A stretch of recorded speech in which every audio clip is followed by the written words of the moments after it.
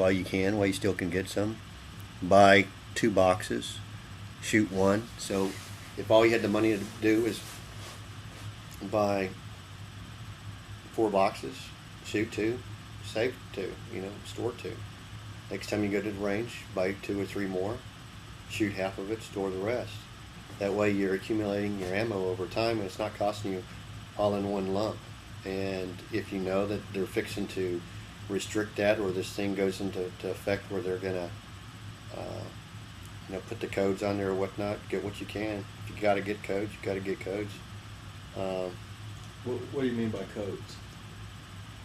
They want a trackable form. Basically, they want to tell who shot the gun, or supposedly by certain codes on the ammo. So you bought some ammo, they know that you bought the ammo. And just like when you go to the bank, just say for instance, they had, they issued you dollar bills and they recorded all the serial numbers. So all these serial numbers or ID information is going to be on, they want to put it on the ammo to track it. So if they find ammo shells at a scene, it's got to be, they're going to come knocking on your door, but in this country, whether it's legal or not, who cares, but it's still lawful for you to buy ammo or guns, and unless you had reasonable belief to believe that whoever was buying it was somebody that shouldn't have it, you can sell it to whoever you want to. Maybe there's somebody out there with loads of money. They can buy boatloads and boatloads of guns and ammo, and they make sure in their Christian mind that they're doing the right thing by selling it to their friends and family who happen to, or giving it to them, or selling it to them at a very reduced rate just because they know they can't afford to arm themselves. They don't have $1,000 to buy a gun, one thing or another. But if they know 10 people and all they can afford is $100 or $200 for a gun or some ammo, maybe out of the kindness of their Christian heart, they just might buy some guns and sell to their friends and family that they know are not a threat to society in general, but would support a godly way of life, believe in, life, liberty, and pursuit of happiness, your God-given right to defend yourself. There's a lot of avenues out there people actually think. I think it would be a good thing for people to try. They got some sanctioned courses and some unsanctioned courses like IDPA and some of the other. I need to take you down to this Wonder Range, and maybe you get some money on a Thursday night or something, or on the weekend or something. We'll go to one of the ranges where they walk you through the scenarios. If you practice that for week after week for a couple of months, you'll get accustomed. And there's certain gun, ranges that train you in this defensive type of situation. They train you how to act and react under certain situations. They'll have a scenario like they'll have targets and a silhouette outline of a person, where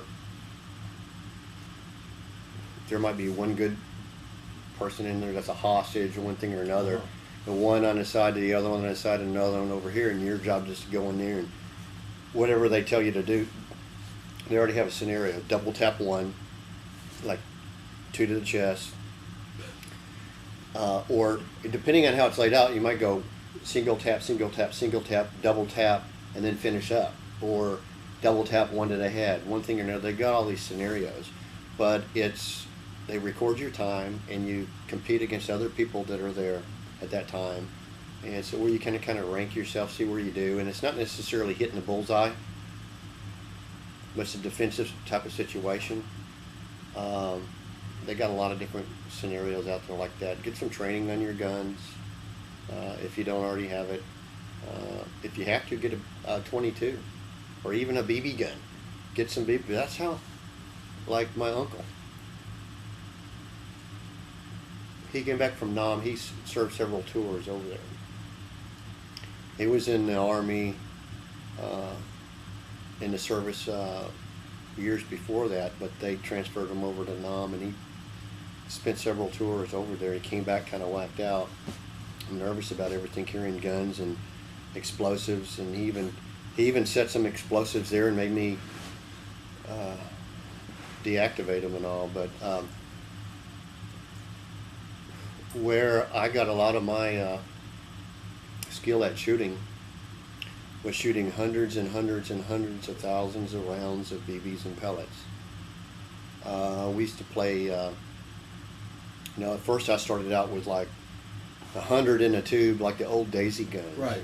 And he'd have he started with BBs too. We worked our way up to pellets after we got really good at it.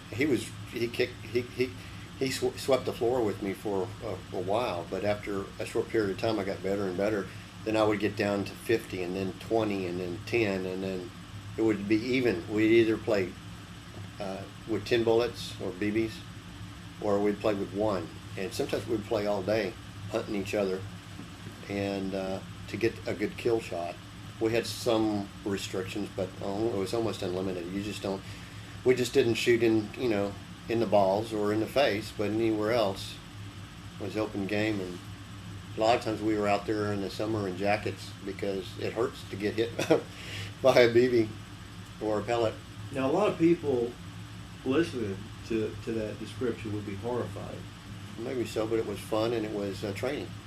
And the only thing that he did better than I did was trick shots, because he shot a lot of his weapons over there behind cover, or underneath a rock, or behind a tree, and he'd shoot with a mirror. I was never as good as he was at that. I got pretty good at it, but not as good as he was. And but we used to shoot, from here to the other side of the street over there, a little past that, where that convenience store is. Further than that, we would with a pellet gun, BB gun, pellet gun, yeah. And we would hit. We started off with like cans, and then the thing to do was like to take a Coca-Cola or a beer can and lay it sideways. And sometimes we would put sand in it because the wind would be blowing too much. Lay it sideways on top of a fence, or there were some junkyards that we used to go in that would have hundreds and hundreds of acres of stuff, and they'd have cars and everything back there, and we'd hunt each other back there. Or we'd put targets and we'd shoot through them, and like the hole at the end of the opening on a Coke can, we'd shoot through it at a distance like that. Further than that with BB guns. And then every once in a while we'd have binoculars. I had binoculars. He had a scope, and we would wait for flies to land on the fence and try to shoot him. Sometimes you'd hit him, sometimes you wouldn't. But what got me really, really, really accurate, besides playing with him, was one of the games that he used to like to play when he was by himself. What we would do, and he taught me how to do this, and I used to be good at it. I used to go through a box and I'd shoot almost a good majority of them. We would stick in the ground, in the dirt, and see that takes accuracy. You have to have a steady pull, steady aim to do this. You have to know your weapon, but it translates over into firearms as well. Just like if you went to the range with a 22 and you practiced over and over and over with a 22, having the right squeeze on it, you're going to have a tighter grip. And if you translate that same memory that you have in your hand to another weapon, you're going to have a tighter grip. So even if all you could do was afford to shoot 22s, whether it's a rifle or a handgun, and you went over and over and over and practice that, and just concentrate on getting your shots in a tighter group. We're like my uncle showed me. What we used to do is